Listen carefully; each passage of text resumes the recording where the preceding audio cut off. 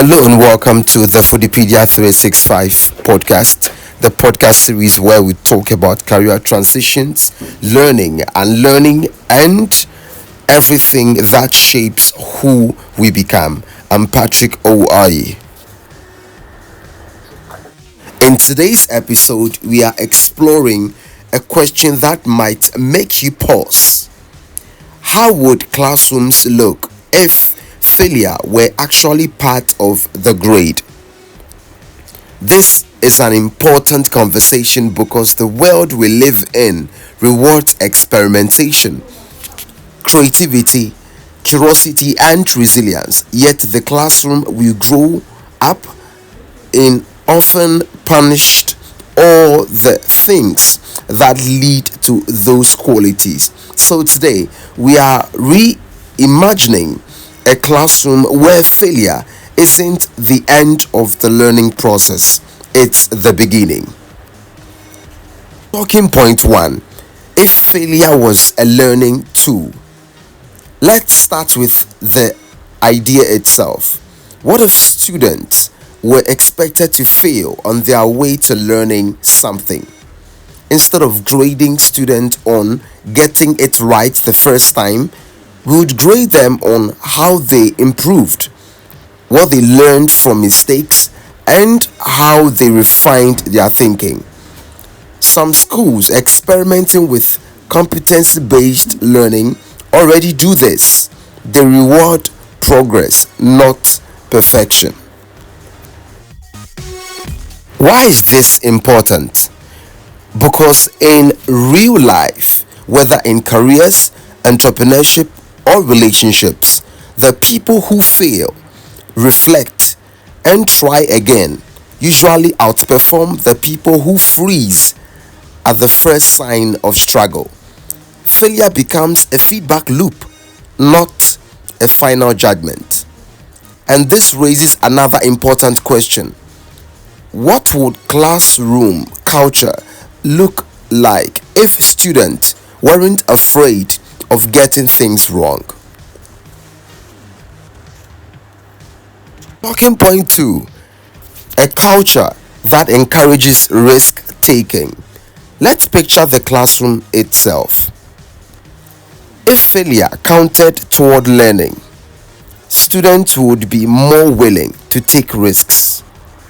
Research from Stanford University's Errors Enhanced Learning study shows that when students are allowed to explore wrong answers, they develop deeper understanding.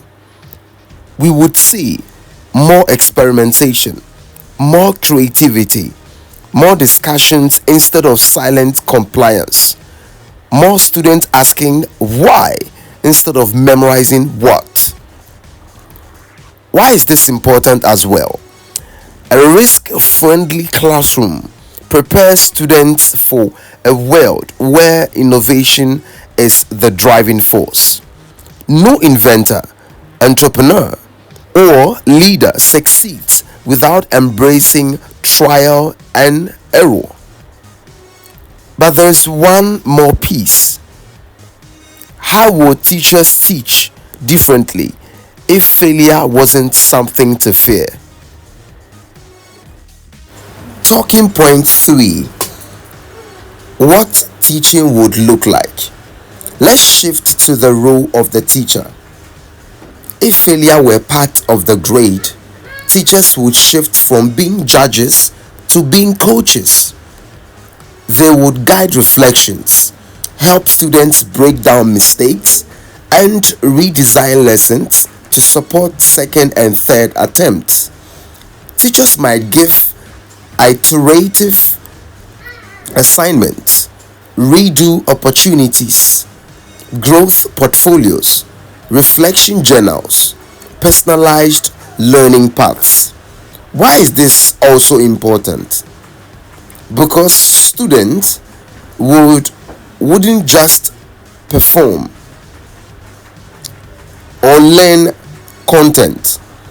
They would learn resilience, problem solving, and self-awareness, the skills the real world demands.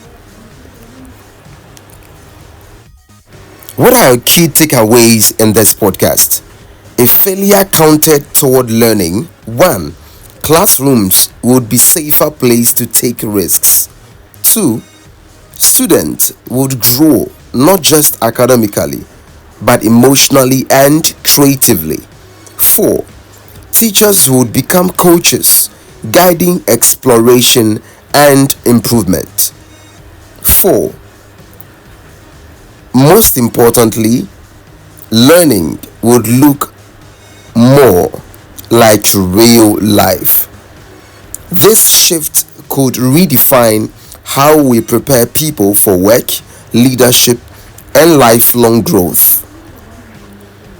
That's it for today's episode. We explored a powerful idea: a world where failure isn't the opposite of success, it's part of it. If this episode made you think differently about learning, imagine what would happen if our classroom did too. Please rate, review, subscribe, or follow the podcast on Apple, Spotify, or wherever you get your podcasts. I'm Patrick Aryee. Thanks for listening.